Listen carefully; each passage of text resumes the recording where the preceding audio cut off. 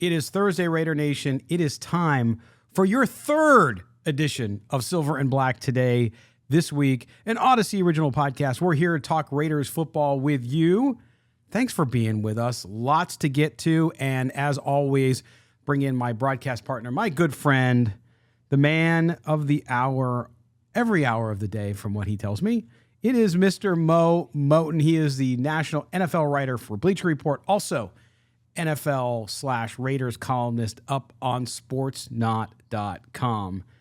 Mo, we got a little bit of things to talk about here. We had some great news. We have some Raider fans who still can't let go of negativity, and we'll talk about that later. But lots to get to here in this show on this Thursday. Wednesday was a whirlwind of information for us in Raider Nation. Yeah, some surprising news coming out Wednesday. Some actually surprising news coming out Tuesday, and good news coming Wednesday. So this show is going to be a very positive show because that's what it should be with what will happen Wednesday afternoon. What do you know? It's about Team Mo. All those shows you weren't here during the summer, you should have been there. Yeah, I should have been there for my teammate. I apologize for not being a team player and being so selfish. I was holding out for a new contract from Odyssey before I returned. Thankfully, I worked it out with Odyssey, and I was able to return with a new contract. Yes. I had a little bit of a hamstring injury, elbow injury, but I'm okay now. Yes, and we're trying to attempt to keep Mo away from any WNBA players that he might date so that he doesn't miss the show. We're trying to do that. He's got his eye on a few there in New York with the Liberty, so we're trying to just, keep him inside. It's hard to do sometimes, but we're trying to do it. All right, Mo, we'll get to that in a little bit, but first, want to start off with news from yesterday. We'll start with the good news. Well, good news, yes. The other news around the cuts and the roster moves is not necessarily bad news, but we'll get to that in a minute. It's bad news for those guys, not for us or the Raiders. But let's talk about back at practice. Mr. AWOL himself, as he's been dubbed by some, Mr. I am selfish.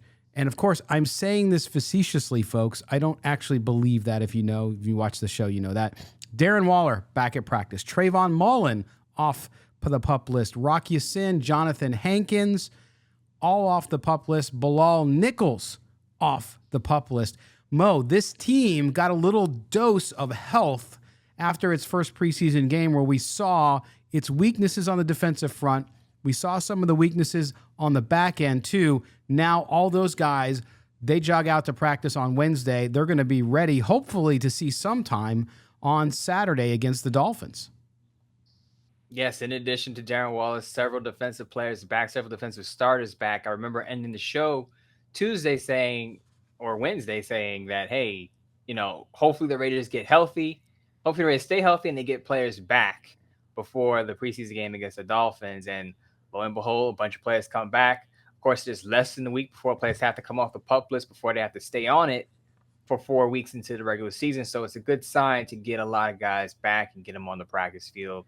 Tashawn Reed, the Athletic, also said that Darren Waller looked like himself again. So that's a great sign that he's not showing any lingering issues from his hamstring injury. That is very good. And clearly he did not lose his focus watching women's basketball.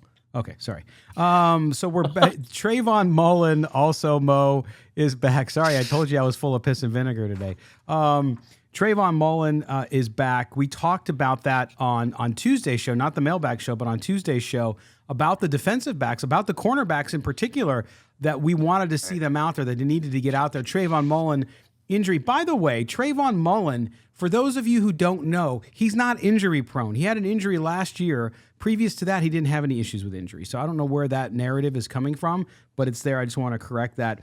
But having those guys out there with Patrick Graham's defense, being able to rove that back end and being able to get into shape. I mean, these guys, I don't anticipate them, if they do play, Mo, which I anticipate, I should say they will play, in my view. I don't know why you wouldn't play them unless they're just so far behind from being on the list.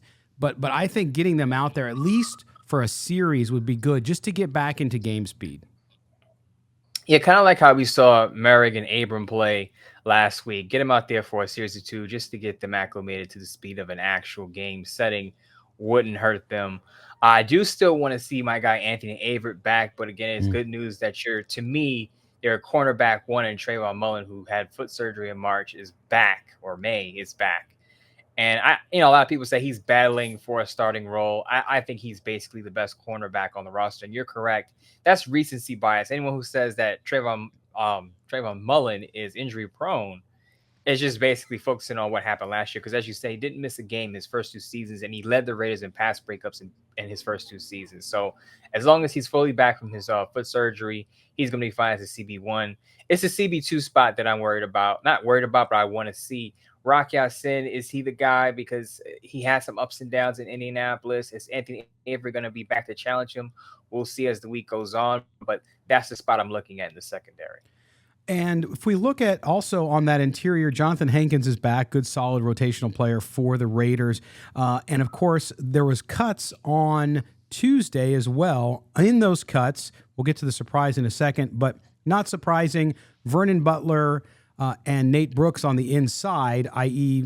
clearly Johnathan Hankins and Bilal Nichols were coming off the PUP list, so the Raiders had extra bodies there. Had they not come off the PUP list, they might have kept, I think, Butler at the very least, just because he's a veteran. Jerry Green on the outside let go. It was not impressive in most of the time that he had with the Raiders. And I think Malcolm Kuntz and his performance kind of tied that up a little bit. And so he was definitely expendable. Also, Tyrone Wheatley on the offensive tackle side of it. That to me was a favor for him to get in and get some looks from other teams. He was brought into camp, of course, because of the connection there with his father. But nonetheless, no surprise there, Mo. The big surprise, Demarcus Robinson. I'm not surprised that the Raiders cut him. I'm surprised when they cut him. But I think that is a clear indication that this coaching staff, and Josh McDaniels in particular, are happy with the way the other wide receivers like Tyron Johnson, like Doss, like DJ Turner, especially in this last game, I think he's happy with how they're progressing through camp. You make a good point. It's not about the fact they cut him, it's when, because you don't think there are other guys who could have probably got cut before Demarcus Robinson. I think so. I can name a few off the top of my head. Won't do that because I don't want to be. Remember, this is a positive show. I'm keeping it positive today. But Oh boy, someone on Twitter mentioned this, and it's a good point. I think the Raiders let him go so that as a veteran, he's able to catch on somewhere else well before the season, maybe get a spot somewhere else. So I think they did him a favor by letting him go and saying, "Look, you're well behind Mac Hollins. You're well behind Keelan Cole. DJ Turner looked good in that last preseason game. Let's let this guy go and let him catch on elsewhere." But it's just going to be very interesting because the Raiders have another round of cuts next week, and we'll see how that looks once they cut it down to, I believe, 80 players. But I think that preseason game is going to be very important for especially players in the running back room. Again, the wide receiver position there's still a clump of guys there battling for positions. Will the Raiders keep 5 or 6 wide receivers? I think the next preseason game will help them decide that. Yeah, and we talked about that earlier in the week too. And I think with this situation, again, as we mentioned this week already, it's tough, right? You have good players that are performing well overall, and you can't keep them all. And so you're going to have to do those tough cuts, especially starting this week after the Miami game. But we talked about Malcolm Kuntz on Tuesday. He certainly has made the impression there, and I think if not locked up, he's pretty dang close to it, having that third spot on the outside. On the inside, though, still looking for answers, and I think that you're going to have to get, as long as they're fully healthy and given the green light, Mo, for Saturday's game against Miami, you're going to have to get Bilal Nichols and Johnathan Hankins some time. They need to get into game shape.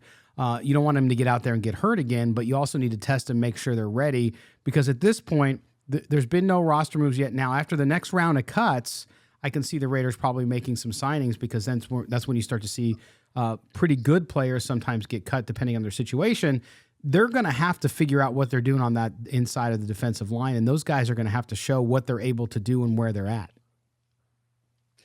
Yeah, me being Mr. Positivity again, there are reports out there that Bilal Nichols actually looked good on one-on-one, so that's a good sign. Yeah. We already know what Johnathan Hankins can do, but as you said, you want to get those guys out there and just get them acclimated to the speed of the game.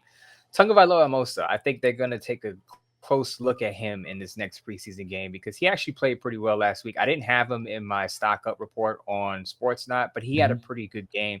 I think he could maybe get a practice squad wide spot if he plays well.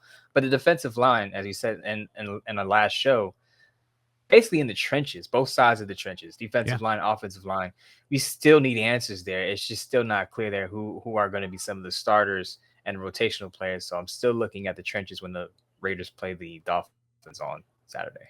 Well, we played a clip on Tuesday from Coach McDaniels where he talked about the depth at offensive tackle, and you mentioned it's semantics. Yes, you have depth. That doesn't mean you have a quality starter. That depth was hurt. We don't know finally it's a day-to-day situation, but Munford Jr. was injured, taken off the field on Wednesday at practice yesterday, and so we don't know what that means. So you might see the Raiders get active again on the waiver wire, depending on what's out there. Also, the Jags cut, we talk about the defensive line, they cut Malcolm Brown. You mentioned this on Twitter this morning, or I should say Wednesday morning, saying, hey, this guy, 8 seasons, going into his 8th season, 7-year veteran, played with the Patriots, played under Graham, who was the linebacker coach at that time, so they're familiar with him. That might be a guy where if they get Nichols and Hankins out there and they feel like, boy, we need to get somebody who's in a little more game ready, they might end up looking that way. Tell us a little bit about him, and because of his history with the Patriots, you would think that it might be a natural fit because the front office would be comfortable with him. Really quick, though, you know what burns my biscuits about people when they comment on cuts? I know this is a positive show, but there's something that bothers me every time there are cuts, and you suggest maybe the Raiders may be interested in a specific player, and a person will say, well, if that team cut him, why would the Raiders want him? He's a bum, right? And I always say, you don't know why the team cut the player. It could be a cap situation, because as I noted on Twitter, the Jaguars were able to save $3 million by cutting Malcolm Brown. Who knows? Maybe he asked for his release because that's a new regime coming in there in Jacksonville. Maybe he felt like he didn't fit and that he could catch on somewhere else. So there are a litany of reasons why a team cuts a player. It's not always basically based on performance, solely based on performance. So if I'm the Raiders, I would take a look at Malcolm Brown simply because he could fill a spot in that rotation defensive line, because a lot of Raiders fans are concerned about the depth there, the rotation there, and I think Malcolm Brown could fill a spot. As you mentioned, he played with the New England Patriots. He played with the New Orleans Saints. He played with the Jacksonville Jaguars. All 7 seasons, played between 42 and 62% of the snaps. He's basically been a starter his whole career. Still only 28 years old, so it's not like he's over the hill. Still basically the end portion of his prime. So I think you bring him in if you're interested in him and just plug him in, and he doesn't need a lot of reps. He's a veteran of 7 going into his 8th season, so he doesn't need a lot of ramp-up time. You could just plug him in, and he can get some snaps, some meaningful snaps there, and help your run defense. Let's hear it from Moe's Burning Biscuits. Yes. All right. There you go. Yes. Okay. So, no, and I agree with you. I think and we're going to get into it when we talk a little bit about the Waller stuff. Let's just do that right now. We got through that, but the Raiders clearly, their players get cut for all sorts of reasons, like you said, Mo. And sometimes it's salary cap. Sometimes it's the player saying, hey, it's not working for me here. Doesn't mean that they didn't play well. It's just like, this isn't a good situation. The team says, yeah, you know what? You're not kind of fitting in. Who hasn't had a job that they started and they say, it's just not the place for me. It's just not. Everybody's good people. They do good work and all that, but it's not the right culture for me. That happens, and you give it to a veteran, especially they get the opportunity to get cut early, just like the Raiders cut Demarcus Robinson early. It's the same kind of courtesy. It's a professionalism thing. And to think that players that get cut early are all bad is terrible, because we could go through hundreds of examples, including dozens of Raiders who were early cuts who went on to have good careers. So I need that. But with the Darren Waller thing, this gets into your point about the negativity. And I just want to address it because what is wrong with some of you? What is wrong with the fact that you feel that you're a better judge of what a good teammate is or a guy's dedication to the NFL and to the Raiders than his teammates, his coach, and his owner? Mo, I don't understand. People make these judgments, and I've avoided it because a lot of these are good folks who disagree with us on this. But what I want to say is, what about what in your life is making you just so overly negative about the situation? This is one of the great stories in the NFL in the last 5 years, this guy getting sober and performing like he's performed. So I don't understand what this addiction to toxicity, negativity and the desire to always have negative drama. It's not normal. It's not healthy. And to me, it's not being a good fan. You know what's odd about this is that a lot of people say the media does this, and the media does to a certain extent. Sure. They build a guy up to tear him down. I believe that's what's happening here at Darren Waller. You just mentioned he's a great story, what he's gone through to make a comeback in the NFL, revive his NFL career. And it seems as though there are not, I would say the majority is positive, but there's a, and I don't want to spend too much time on the negative, but there's a small pocket of fans that seem like they just want to tear him down ever since. And I got this vibe last year when he had the IT band injury.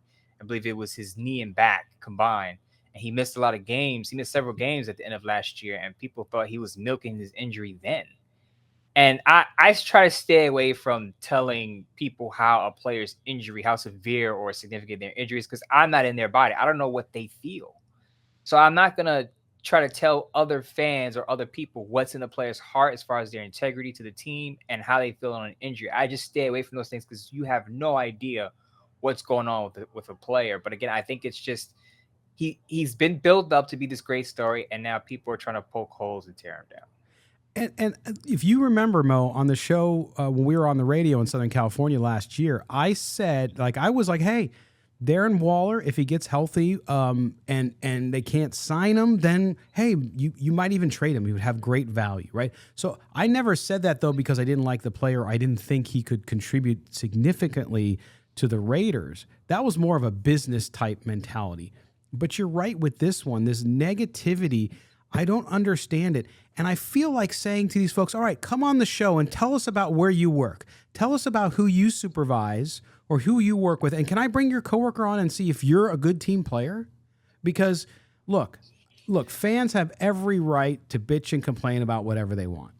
Don't get me wrong. I'm not telling you can't do it. I'm just saying it's surprising to me that it's this guy and it's over a basketball game. I think it's a lot of the desire for him to get back on the field. They want him back on the field because they're fans and they know how dang good he is. So I get that piece of it. But it's time to move on. We're going to move on now on the show because I'm tired of bitching about it. But the people arguing back and forth with me on it, you have no validity to your point. No one is angry at the guy except for angry people. And angry people are just angry people. So we'll leave it at that. Scott, really quick, I want to bring up one point, though, because I want to shout this person on Twitter. World Dictator brought up this point, and he said, you don't think there's an organizational alignment for Raiders players to support the Las Vegas Aces? And you could probably speak to this more than me. They're trying to build a sports culture out there in Las Vegas. So with the Aces being, I believe, the number one seed in the WNBA, there's a support system there.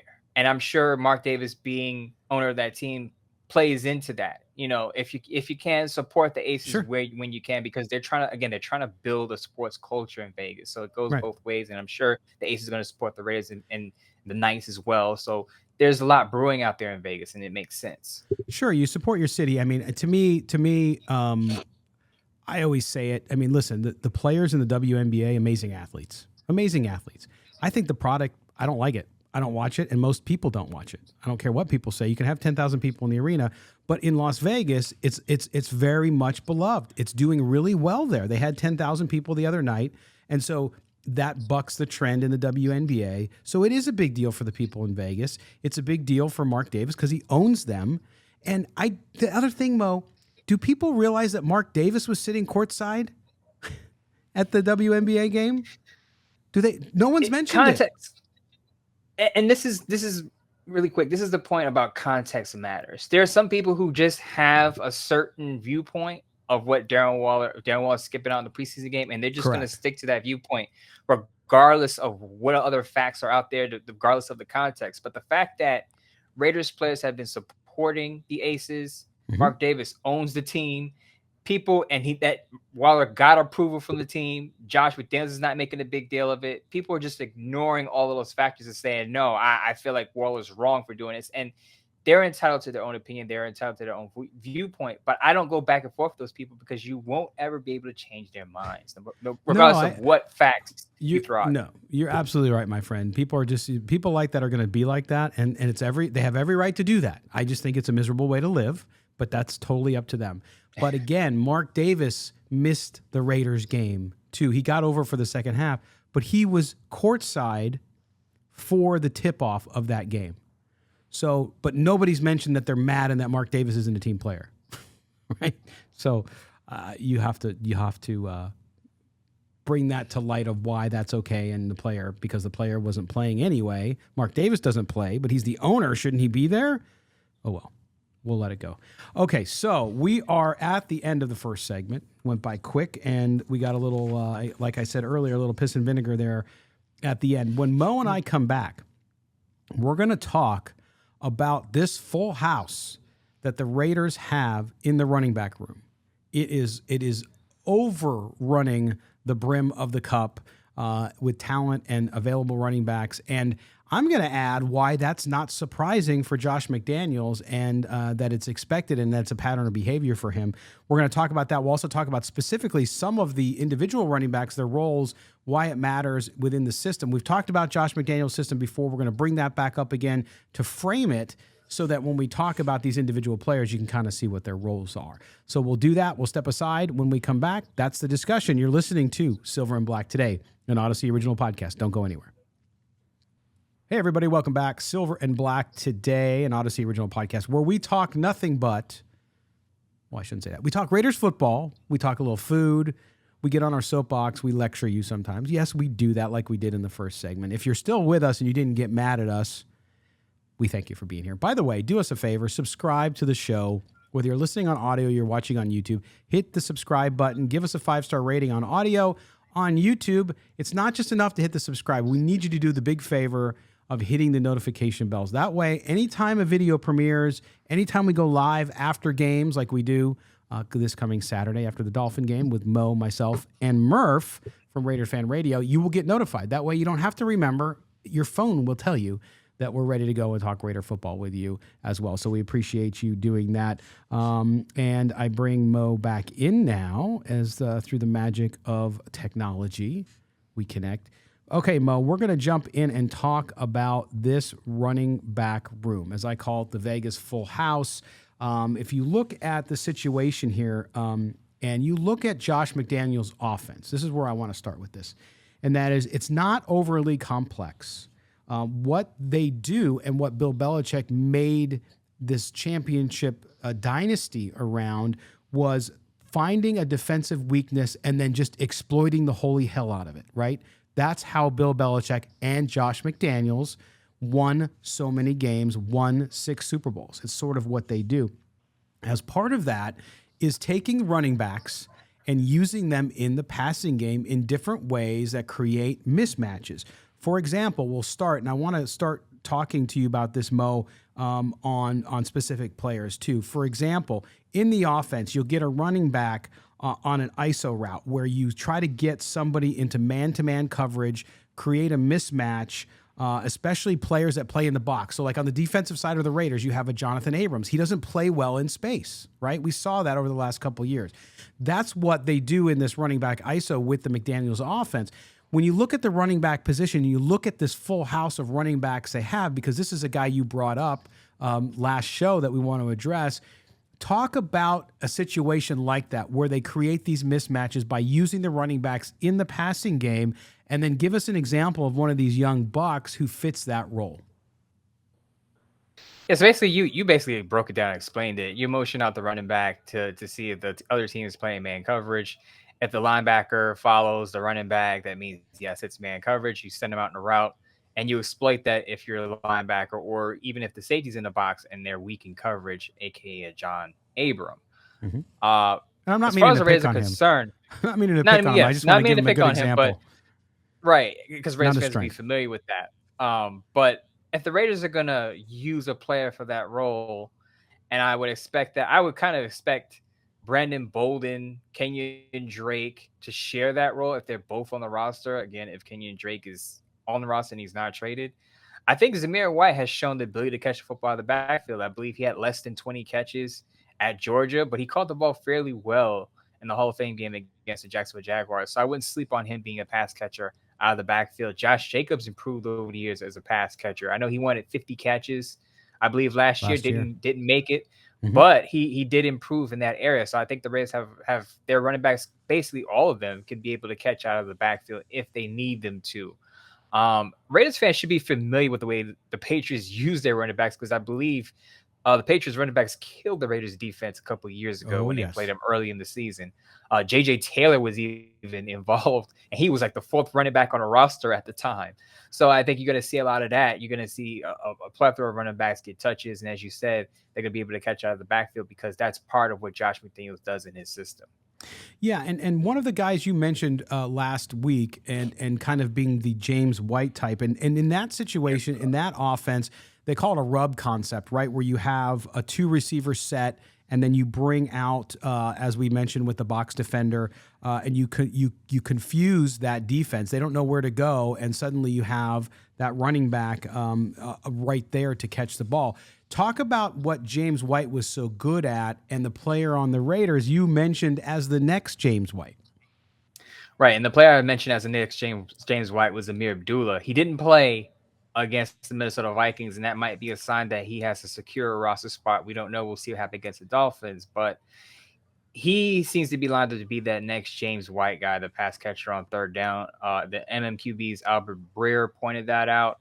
He had a pretty good year. Once the Vikings let him go, he latched on with the Carolina Panthers, had one of his best years as a pass catcher. So maybe he's growing in that role. He came out as a second rounder, didn't quite live up to the expectations as a ball carrier, but in today's league, when play with more teams, more offensive coordinators use guys in space, he may have found his niche, and that he may be the guy to kind of boot Kenyon Drake out of the picture. And that's why I think Kenyon Drake might be on the trade block. He might not have a secure role because Amir Abdullah seems like the guy that's inching up the depth chart, and Josh McDaniels and the coach staff seem very high on him. Yeah, it's and I think in the preseason, if you don't see one of those young players going exactly like you said, that means that they're actually okay. We've seen enough, or we've seen enough. We might pepper them in a little bit, but we're good. We're good. We don't want them to get out there and get hurt.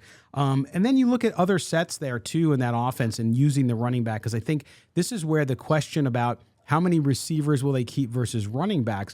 When you look at like the running back sets that Josh McDaniels did in New England, and using them, this wide receiver in the scene in a 21 personnel where you line one up in the slot, you have one in the backfield. It goes to show that you can use those running backs, if they're good pass catchers, in that receiver role.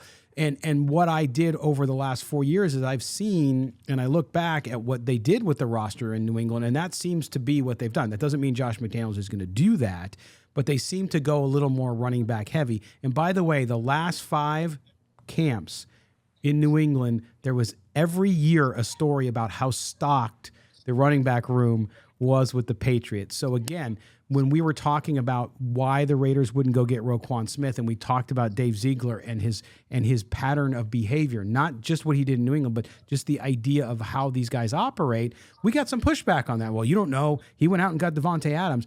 But again, you're seeing some of this repeat. It's not the Patriot way. It's their way. It's how they've learned how to manage rosters and build winning rosters. Yeah, I just want to go back. You mentioned 21 personnel, two running backs, one tight end. A lot of people were caught up on 12 personnel, one running back, two tight ends because of Foster Moreau and Darren Waller together. But the Patriots were one of the top in the league last year, and it's on Sharp Football Stats. Shout out to Warren Sharp, who runs that site. The Patriots were one of the top teams in the league to use 21 personnel as two running backs on the field. So you're going to get a lot of combinations of different running backs, a mix of running backs in your backfield. And someone asked me on Twitter, I didn't answer the question because, again, Scott doesn't want me answering too much on Twitter. So I saved this for the show. Someone asked me, do I see Austin Walter possibly being a sleeper and making a roster? And what I would have said to him on Twitter was, I don't see it. I'm getting Chris Warren vibes from him. Now, there were reportedly other reasons why Chris Warren didn't make the roster, but the Raiders have very stocked that running back. Right now, I could see it being Josh Jacobs, Zamir White. I know previously I said Kenyon Drake and Brandon Bolden, but based on what Albert Breer said, he's very connected. He's been very connected with the Patriots, so it makes sense that he's connected with Josh McDaniels. You got to stick Amir Abdullah in there, and he could be the third guy, and then Brandon Bolden the fourth guy. And I don't know what happens to Kenyon Drake, but I don't see enough room for Austin Walter or a Britton Brown to make it, those two guys will probably be on the practice squad. Yeah, and I think at Britton Brown, you could definitely get onto the practice squad. And with Kenyon Drake, you bring up a good question because, again, in doing that research and watching all that old stuff on the Patriots, the hallmark of the McDaniels offensive era, if you will, in New England was the idea that, listen, defenses can scheme for wide receivers, right? But they don't spend a lot of time scheming for running backs in the passing game, which is why somebody like Kenyon Drake does well, too, out of the backfield. So to me, a Kenyon Drake, to your point, you mentioned it 2 days ago, has trade value because now you're not going to get somebody to take on the entire salary. But the Raiders can save some money if they could send him somewhere and have that team absorb some of the salary, right? And so I think that's most likely what's going to happen because he has such great value there. And there's certainly not going to be room for all of them in Las Vegas. But knowing that they value and knowing that the McDaniels system relies heavily on that scheming with running backs in the passing game, the way you laid it out, Mo, I think is the most logical because it's also the most affordable, right, too, because you save cap money there, especially if you can find somebody to trade. And maybe his old team, the Dolphins, when they go to visit, rekindle that love affair, and maybe he goes back there and they're able to swing a deal. But either way, it's a great problem to have, Mo. And again, this is the sort of thing you're going to see with the Raiders as long as these two men are there running the team, I believe, is you will see this every year. Yes, you'll have running backs, but this is why you and I were both saying we didn't see Josh Jacobs back next year because you just kind of, hey, guy does a great thing, go in free agency, get your money somewhere else, but we're just going to reload. Yeah, I know we're going to talk about Tyree Gillespie later on, but if they can get trade compensation for Tyree Gillespie, who barely played as a rookie, I believe he had 13 snaps, they could get something for Kenyon Drake. I believe 2 spots are good landing spots for him. I think Atlanta, where Brian Edwards is, by the way, raised to the deal with Atlanta early in the offseason. They don't have a de facto lead back yet. I know they're excited about Algier and they got Cordero Patterson, but they don't really have a lead back there. And the Seahawks, Ken Walker underwent a hernia procedure. I know they expect him to be back for week 1, but if he's not, if they're a little sketchy on him, they could be a player for Kenyon Drake. But I just think that if you see Kenyon Drake play a lot of snaps against the Dolphins, that's an indication that they're showcasing it. Yeah, that's one of the things about the preseason that I think people sort of miss sometimes is why are you playing that star player or mid-level star player, whatever you want to call them, starter. And that's exactly why, because you're showcasing them because there's teams out there who need it. And if you can showcase them, then you do it. And that's exactly what we're going to do there. So no, it's going to be fascinating. I just love the way the Raiders are handling the running back spot. And I think it's going to be an incredible, and it has to be for that offense, a position of strength for them. Okay. So we'll see that. Well, let's jump into the Gillespie. So the trade, did that surprise you? Well, you just said it surprised you that they were able to get what they were able to get for him. But was there anything you saw from him that made you think that the Raiders might hold on to him, or it just got too crowded back there? I just think that when a new regime comes in, some guys just don't fit. Yeah. And there were some people who were, I wouldn't say freaking out over the trade, but they were wondering why would they trade him because he didn't really get to show anything yet. Why not just play him to see what he's got? And that goes back to my point. It's kind of similar with Brian Edwards. People were kind of upset about Brian Edwards getting traded to the Falcons, who we just mentioned. Whenever a new regime comes in, they have a way of doing things, and certain guys just don't fit in with it and what they're doing. And I think that's what happened with Tyree Gillespie. I mentioned he barely played last year. I know he suited up for 11 games, but he only had less than 30 snaps altogether between special teams and on defense. So they felt like, hey, if this guy is not going to be part of our regime, might as well dump him now. They traded him to the Titans for a conditional 7th round pick in 2024. So not even for the next year, but 2024. Yeah. So they basically gave him away for a bag of chips, so to speak, as they would say on Twitter.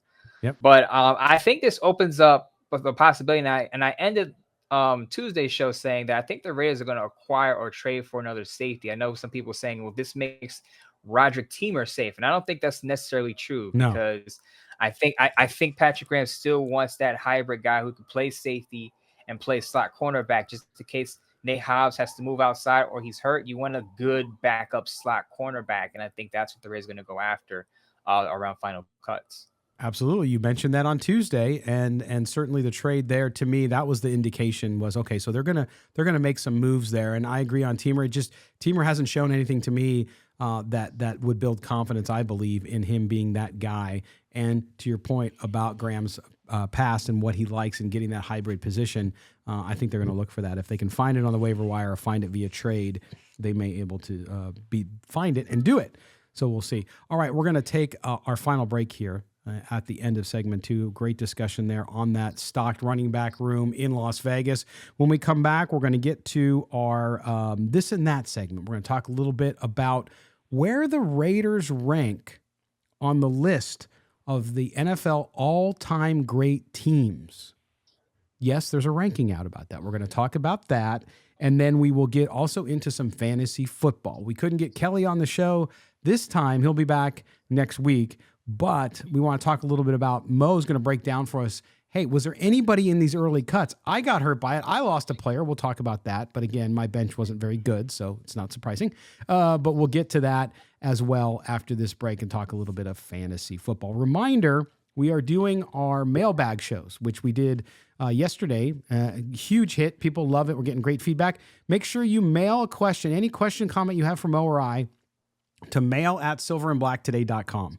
Do that. You get a free show sticker and you're in the running. Each show we pick a winner with the best question to get a free show t-shirt. So go ahead and do that for us. And don't forget to subscribe to the show wherever you're listening or watching us. You're listening to Silver and Black Today here on the Odyssey Podcast Network. Welcome back. Home stretch here on Silver and Black Today, an Odyssey original podcast. Thanks for being with myself, Scott Branson, and my co-host Mo Moten, as we talk everything Las Vegas Raiders football. We do it all the time. We do it for you because we are giving people, right, Mo? We just want to give back to the community. We want to give back to Raider Nation. Yeah, we're not on the same level as Josh coming out, Raider Dad. Shout out to him again. Yes, but we do what we can to give back to community, get the community and the fans through these weeks of the off season before the regular season. Just sit down and have fun with us, have a conversation. Okay, so Mo, there's an odds comparison site called Sidelines. So sidelines.co or one of those things, you can look it up. They don't pay us, so I'm not giving them. I don't care. But no, anyway, they sent us a survey that they gave 70,000 people. So here was the question. The question is, which NFL team is the best? Now, this is the greatest NFL teams of all time, and I don't mean like the NFL did on its anniversary where it was like, okay, the 1972 Dolphins or the 1983 Raiders. It wasn't like that. It's in general. I think if I would have phrased the survey, it would have been greatest franchises of all time. Okay. So, because that's what they're really getting at. It's just a generic survey of, hey, what do you believe is the best NFL team ever? And they would listed all 32 teams. So, if you had to rank the Raiders, where would you put them, Mo? Any idea? Is it top 10? I might just saying this because I'm on a Raiders show, but I would say top 10 because the Raiders have a rich history. Yes. I know they haven't done a lot of winning recently, but if you look at the history and the number of Hall of Famers that they have, they still have, one of the most championships across the league. Raiders should be top 10. There you go. So I think most fans would agree with you. I think also the recognition of the brand and the kind of aura that goes around the brand, which I know comes from winning football, but it also comes from the culture of all the folks out there, the fans, Raider Nation, right? They've created a culture around this football team that came from it, of course, of the glory days of the 70s and into the 80s and the 60s. I have to add that too. But nonetheless, that's where it came from. So I want to give these rankings because I want to get your comments on it and get the folks out there to also tweet at us or send us. You can send us the email, mail@silverandblacktoday.com. We'll have it on our mailbag show on this subject too, any subject we talk about. So the number one team, the greatest teams of all time, is voted on by 70,000 people, which is a big sample size, by the way, because usually these are like 500 to 700 people. So 70,000 is a lot. Who would you say, Mo? Guess who is ranked number one? Think of recency bias. If I had to guess, if recency bias, it would be the Patriots because they just did nothing but winning with Tom Brady. Yeah, absolutely. But if it wasn't just based on winning, I would say the 49ers and the Steelers are probably up there because they also have rich traditions. See, Mo knows his football. But yes, the Patriots were voted number one. And if you remember, the Patriots 6 Super Bowl championships. They've been to 11 Super Bowls. I forgot it was 11. I even forgot that. I don't know why I forgot that number. Number 2 is the Steelers, as you mentioned. 6 Super Bowl wins. They've appeared in 8 Super Bowls. Number 3, the Green Bay Packers. Green Bay Packers. Tradition. 4 Super Bowl wins. They've been to 9 NFC championships, but really it's 3 in the Super Bowl era. So they actually haven't had a ton of those. Actually, it's 4 in the Super Bowl era. And then number 4 is the 49ers. 5 Super Bowl wins, 7 Super Bowl appearances, okay? Then we get to number 5, Raiders' favorite team, the Dallas Cowboys. 5 Super Bowl wins, 8 NFC championships / Super Bowl appearance. Number 6, the New York Giants. 4 Super Bowl wins, 5 NFC championships. Okay, so 1 through 6, I can agree with. Okay, Yeah, I got no problem 1 through 6 based on the number of Super Bowls they've appeared in, the number of Super Bowls they've won, the power of the fanhood and the brand, right? No question. Number 7, are you ready, Mo? I don't want you to fall out of your seat. The Seattle Seahawks. Recency bias. It has to be, right? Yeah, and I guess a little bit of that is the Legion of Boom, but it was kind of short-lived. Very short-lived. And remember, 1 Super Bowl championship, and they've appeared in 3. Okay? All in that same era, right? So it was to your point, it was a very condensed short period, but clearly it's fresh in people's mind. Number 8, we haven't gotten to the Raiders yet. Number 8, to me, is one of the worst, but it's because one of the best guys to ever play in the NFL from a personality and a position standpoint played on this team, and he's kind of beloved. And that is the Saints. The Aints. Remember the Aints, how bad they were forever? Wow, They're ranked number 8, only 1 Super Bowl championship and only 1 NFC championship. They've only been there once. Wow. That's shocking. It's shocking and it's ridiculous at the same time. I don't know what this is, but when you put things to vote, as we found out in this country, you just never know. And then when you get to number 9, this is I'm debating whether I just skip 9 because Raider fans are going to lose their collective caca. If you're on the West Coast, you know what that means. Crap. Chiefs. No. The Broncos. The Broncos. Broncos at number 9, 3 Super Bowl championships, just as many as the Raiders. I hate to remind people of that. And they have won 6 AFC championships. Okay? Number 10. Did the Raiders make the top 10? The answer is no. They did not. Number 10, Ouch. Kansas City Chiefs. Yes, recency bias again. Patrick Mahomes. It's got to be the whole thing. 2 Super Bowl championships, 2 AFC championships. You got to give them that. Every time they win an AFC championship, they win a Super Bowl, even though one was before I was born. And I'm old. So that's number 10. Now, here's the other one. The Saints, the Seahawks, the Chiefs, the Broncos, hey, they have 3 Super Bowls. They've been there 6 times. I get it. The Chiefs, no, don't understand that one. This one, Mo, this one will drive you crazy as a New Yorker as well.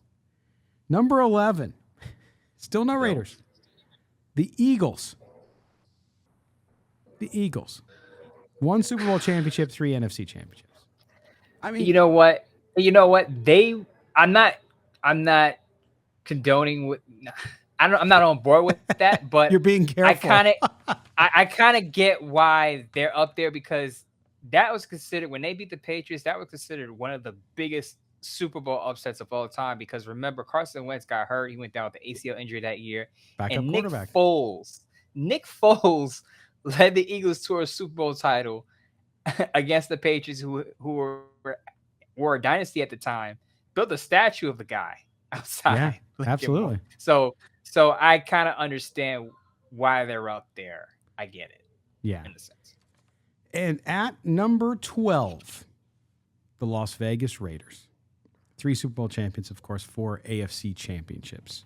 Followed then, I'll just round out the top 15. After the Raiders, the Bears, Vikings, and Dolphins and Rams were tied.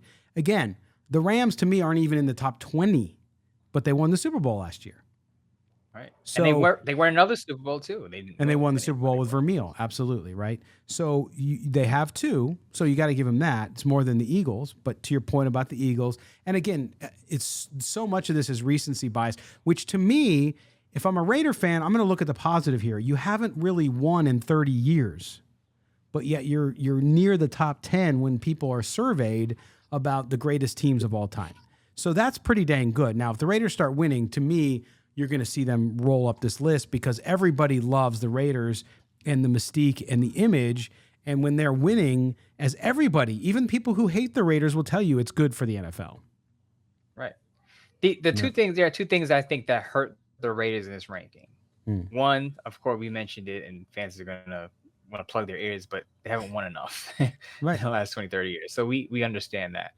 I think, and maybe this, I don't know if this was in the criteria, but the fact that they moved, I wonder if that factored into it, because a lot of the teams that you mentioned at the top of that list, there's stability there with where they play. It's a good point. A lot of the teams, very, very stable franchises where you know where they're playing, you know what city they're playing in. The Raiders had a long, drawn-out situation where are they going to go? Are they going to go to San Antonio? Are they going to go back to Los Angeles? Where are they going to play? Where are they going to end up? That went on for a while. It did. While they didn't have the greatest season. So maybe that factors into it too. Well, and I also think too they had such instability at the quarterback position until Derek Carr came as well. And let's face it, in the NFL, it's all about the quarterback. And so when you have a face to the front, not that they didn't have great defensive linemen and offensive linemen, and of course Charles Woodson, the best ever, the GOAT, all that stuff was great. They had Gannon for that little bit, and they got to the Super Bowl, right?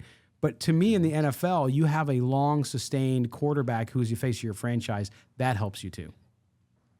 Yeah, just the lack of stability, the lack of winning, no playoff wins in how many years now? 2 decades.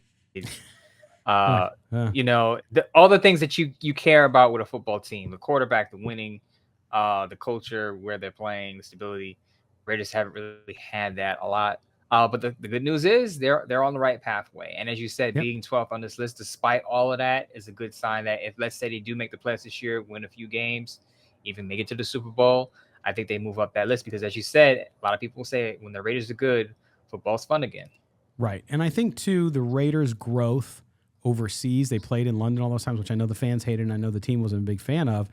They've grown that influence. And now I think, with all due respect to the people in Oakland, the move helps them. It's Las Vegas. Everybody knows Las Vegas. So there's an excitement around the fact that they're there as well, to your point earlier, and I think that'll help them as well.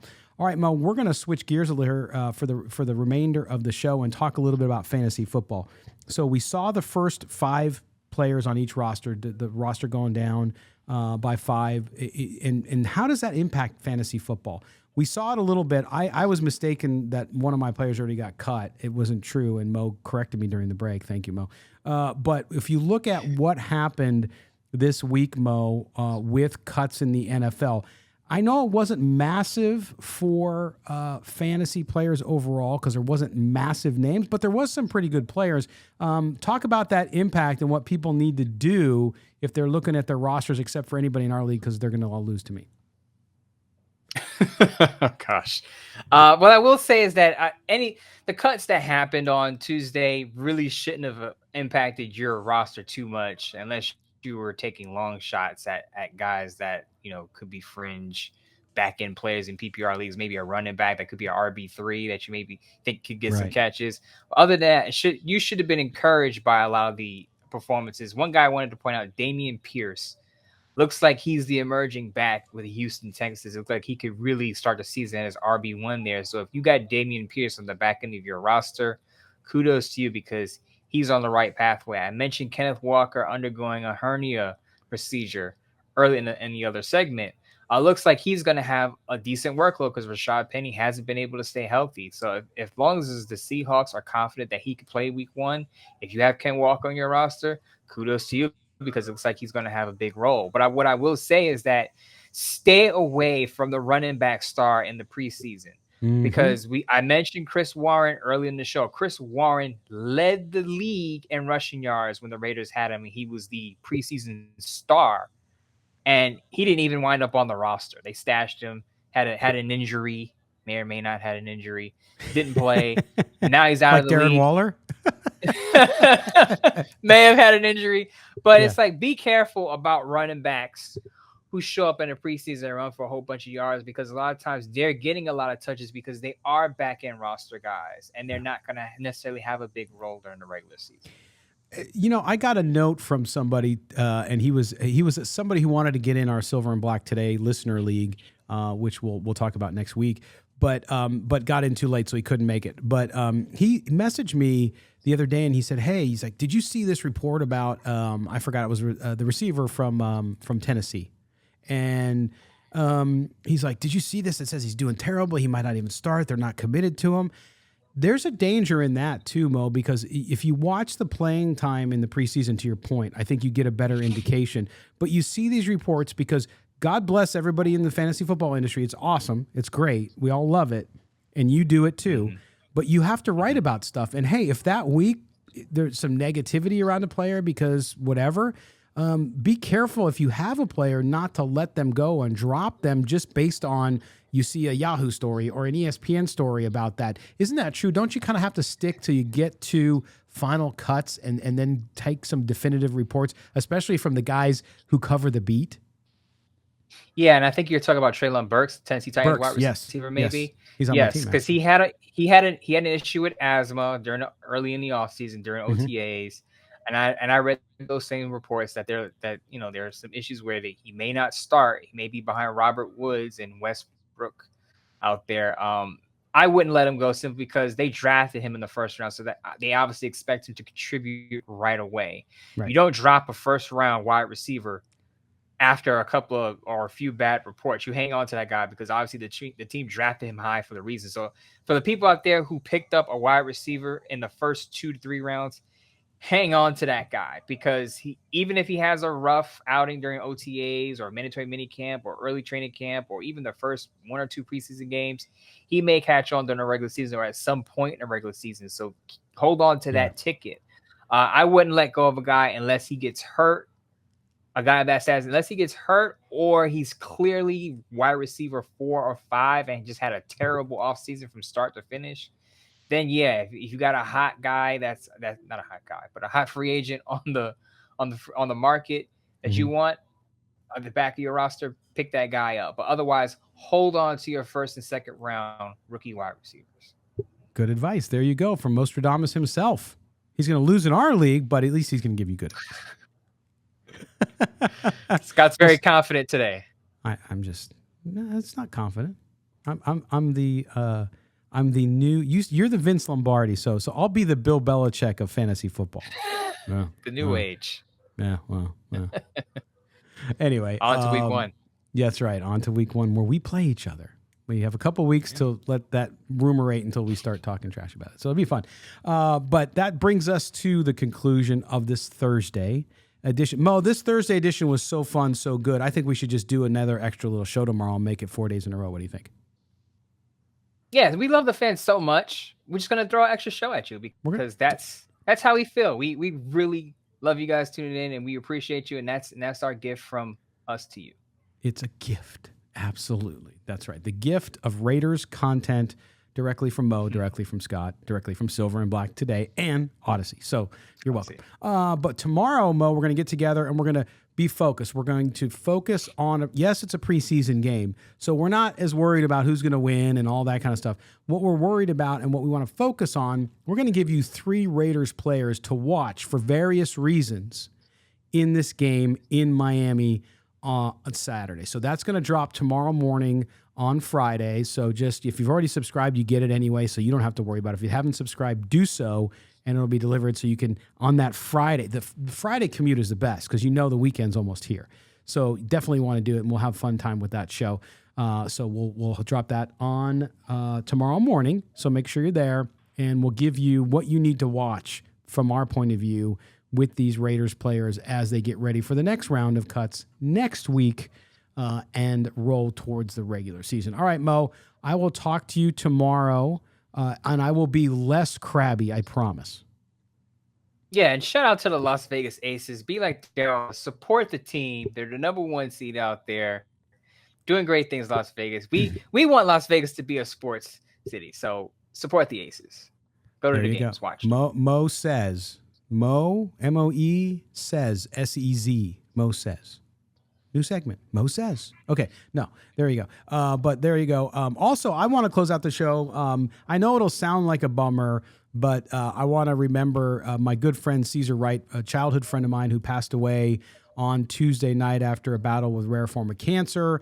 We were there as kids together, grew up together, went to school together. He was a Pittsburgh Steelers fan, so you have to forgive him for that. But I wish him the best on the other side, and I will see him, I'm sure, one day there, but want to give my best to his wife and his daughter and to the rest of his family's brother and sister as well who survived him. So, C's, it was good to know you, man, and I appreciate you. I dedicate the show to you. All right, we're going to step aside for this Thursday, and we will be back tomorrow. Don't forget, subscribe so you get tomorrow's show. For Mo Moten, I am Scott Branson. This has been Silver and Black Today, a Odyssey original podcast. Take care, everybody.